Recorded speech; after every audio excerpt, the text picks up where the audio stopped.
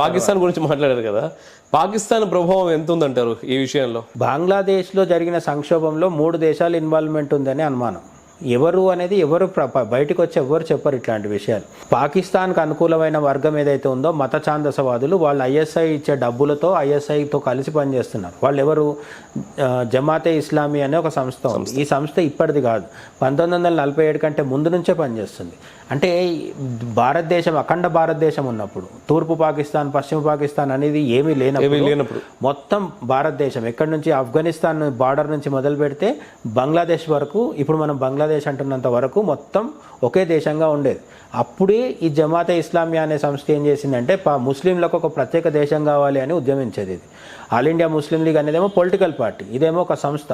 ఈ సంస్థ అతివాద భావజాలంతో ముస్లింలని వేరే దేశంగా ఏర్పడదాము అని వాళ్ళని అటువైపు తీసుకెళ్ళింది, భారతీయ ముస్లింలని. తర్వాత 47లో ఈస్ట్ పాకిస్తాన్, వెస్ట్ పాకిస్తాన్ ఏర్పడ్డ తర్వాత 1971లో పెద్ద ఎత్తున విప్లవం వచ్చి ఈస్ట్ పాకిస్తాన్ బంగ్లాదేశ్గా మారింది. అంటే వెస్ట్ పాకిస్తాన్లో కూర్చున్న, ఇస్లామాబాద్లో కూర్చున్న పాలకులు ఈస్ట్ పాకిస్తాన్ అంటే ఢాకాలో ఉన్న ప్రజల్ని, బెంగాలీ మాట్లాడే ముస్లింలు ఎవరైతే ఉంటారో వీళ్ళందరినీ పరమ నీచంగా చూడడము, చులకనగా చూడడము, వాళ్ళని బెంగాలీ మాట్లాడతారు కాబట్టి, ఉర్దూ మాట్లాడరు కాబట్టి వాళ్ళని ఒక బానిసల కింద ట్రీట్ చేయడము. 1971లో ఈ బంగ్లాదేశ్, ఇప్పుడు మనం బంగ్లాదేశ్ అంటున్న ప్రాంతంలో ఉన్న బెంగాలీ ముస్లింలు, మనం ఇప్పుడు పాకిస్తాన్ అంటున్న వెస్ట్ పాకిస్తాన్ ఏదైతే ఉందో, ఇస్లామాబాద్ ఏదైతే ఉందో, అక్కడ ఉన్న ఉర్దూ మాట్లాడే ముస్లింలని వ్యతిరేకించేవాళ్ళు. సో వాళ్ళ దాడులు, మర్డర్లు, రేపులు భరించలేక ఉద్యమం చేసింది. ఆ ఉద్యమం టైంలో 1971 టైంలో అన్అఫీషియల్గా చెప్పేది ఏంటంటే దాదాపు 1 లక్ష రేపులు జరుగుంటాయని చెప్తున్నారు, ఒక 2 లక్షల మర్డర్లు జరుగుంటాయని చెప్తున్నారు. సరే, ఆ సంఖ్య ఒక్కొక్కలాగా ఉంటుంది. సంఖ్య వికీపీడియాకి వచ్చేసరికి చాలా తగ్గిస్తాడు వాడు సహజంగానే కొంత అనుకూలంగా ఉంటాడు ముస్లిం వర్గాలకి కావచ్చు, దేనికైనా సరే. సో వాడు చెప్పే దాని ప్రకారం కూడా 1000 మంది చచ్చిపోయారు. వికీపీడియాలో తగ్గించి చెప్పినా కూడా 1000 మంది చనిపోయారు. అనేక రేపులు, మర్డర్లు జరిగినాయి. అప్పుడు ఇందిరాగాంధీ మన ఆర్మీని పంపించి 1971లో ఈస్ట్ పాకిస్తాన్ని కాస్త బంగ్లాదేశ్ అనే స్వతంత్ర దేశంగా మార్చింది. అయితే ఈ బంగ్లాదేశీలందరూ పాకిస్తాన్కి వ్యతిరేకంగా పోరాడుతుంటే ఈ జమాతే ఇస్లామీ అనే ఒక సంస్థ ఏదైతుందో వీళ్ళు పాకిస్తాన్తో జతగట్టి పాకిస్తాన్తోనే కలిసి ఉందామన్నారు. వీళ్ళందరూ బెంగాలీలు, బంగ్లాదేశీలే.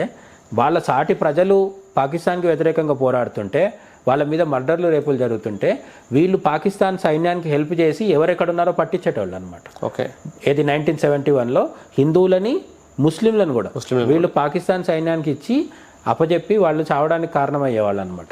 అటువంటి ఒక అతివాద సంస్థ ఇప్పటికీ బంగ్లాదేశ్లో ఉంది. అదొక పొలిటికల్ పార్టీగా కూడా మారింది. ఇప్పుడు ఆ పొలిటికల్ పార్టీకి ఐఎస్ఐతో సంబంధాలు ఉన్నాయి. పాకిస్తాన్తో జమాతే ఇస్లామీ అనే సంస్థతో కలిసి పనిచేస్తుంది. ఇది పాకిస్తాన్. మన షేక్ హసీనా పార్టీ ఏదైతే ఉందో అవామీ లీగ్ అనేది, అది భారత్ అనుకూలంగా ఉండేది కొంచెం మొదటి నుంచి కూడా, ఇప్పుడు కాదు, మొదటి నుంచి కూడా. ఈ అవామీ లీగ్కి ప్రధాన ప్రత్యర్థి ఎవరు అంటే బంగ్లాదేశ్ నేషనలిస్ట్ పార్టీ, ఖలీజా జియా అనే ఒక నాయకత్వంలో అది పనిచేస్తుంటుంది.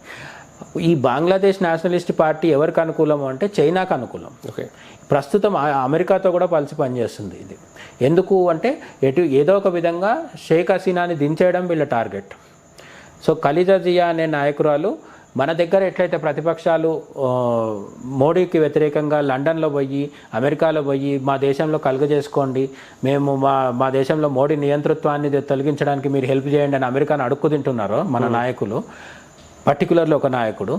సో అదేవిధంగా ఈ ఖలీజా జియా అనే ఒక నాయకురాలు తను ప్రధాని అవ్వాలి అనే పట్టుదలతోని షేక్ హసీనాని ఎన్నికల్లో ఓడించలేక అమెరికాతో చేతులు కలిపి ఓడగొట్టిందనమాట. సో ఇప్పుడు అమెరికా వర్గం ఒకటి, చైనా వర్గం ఒకటి, పాకిస్తాన్ వర్గం ఒకటి, వీళ్ళందరి వర్గాలు కలిసి పనిచేసి షేక్ హసీనాని దించడం జరిగింది.